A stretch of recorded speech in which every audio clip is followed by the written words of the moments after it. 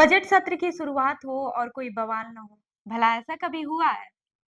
आपको बता दूं कि बजट सत्र की शुरुआत में राष्ट्रपति द्रौपदी मुर्मू ने संसद के संयुक्त सत्र को संबोधित किया। उन्होंने सरकार की उपलब्धियों को और आगे की योजनाओं को विस्तार से बताया। लेकिन असली बवाल तब मचा है जब कांग्रेस की वरिष्ठ नेता सोनिया गांधी का एक बयान सामने आया। उनके बयान पर बीजेपी ने जमकर निशाना साधा और मामला इतना गर्म हो गया कि खुद राष्ट्रपति भवन को भी इस पर प्रतिक्रिया देनी पड़ी। वहीं राष्ट्रपति के संबोधन के बाद से जब सोनिया गांधी, राहुल गांधी और प्रियंका गांधी संसद से बाहर निकले तो पत्रकारों ने उनसे प्रतिक्रिया मांगी। इसी दौरान राहुल गांधी ने अपनी मां सोनिया गांधी से पूछा, भाषण कैसा लगा? इस पर सोनिया गांधी ने कहा, वैसा ही, झूठे वादे। इसके बाद से राहुल गांधी बोले, मतलब नो कमेंट। सोनिया गांधी ने फिर जवाब दिया, बेचारी महिला राष्ट्रपति आखिर तक बहुत थक गई थी। राहुल गांधी ने आगे कहा, एक ही बात बार-बार दोहरा रही थी। तो सोनिया गांधी ने कहा, नहीं, वो बहुत मुश्किल से बोल पा रही थी।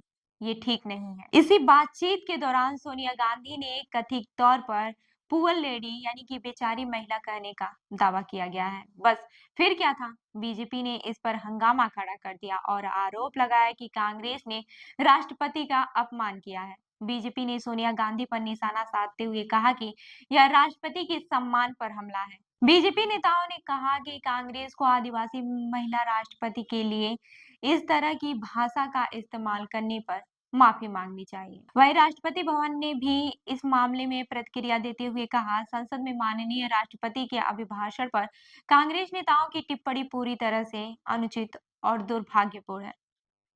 वहीं उन्होंने कहा कि राष्ट्रपति थक गई थी और मुश्किल से बोल पा रही थी, जबकि सच्चाई यह है कि राष्ट्रपति पूरे आत्मविश्वास और ऊर्जा के साथ भाषण दे रही थी। राष्ट्रपति का मानना है कि वंचित समुदायों, किसानों और महिलाओं की आवाज उठाना कभी थकने वाला नहीं हो सकता है। जब विवाद बढ़ गया है तो कांग्रेस की ओर से प्रियंका गांधी सामने आई और अपनी मां सोनिया गांधी का बचाव किया। उन्होंने कहा, मेरी माँ 78 साल की हैं। उन्होंने बस इतना कहा कि राष्ट्रपति ने लंबा भाषण दिया, इसलिए वे थक गई होंगी। मेरी माँ राष्ट्रपति का पूरा सम्मान करती हैं। बीजेपी इस मामले को बेवजह तूल दे रही है और गलत बयानबाजी कर रही है। वहीं प्रियंका ने आगे कहा कि मीडिया तो इस बात को तोड़-मरोड़ कर पेश कर रही है। उन्होंने कहा कि हमारे परिवार में हमेशा संविधान और राष्ट्रपति पद का सम्मान किया है।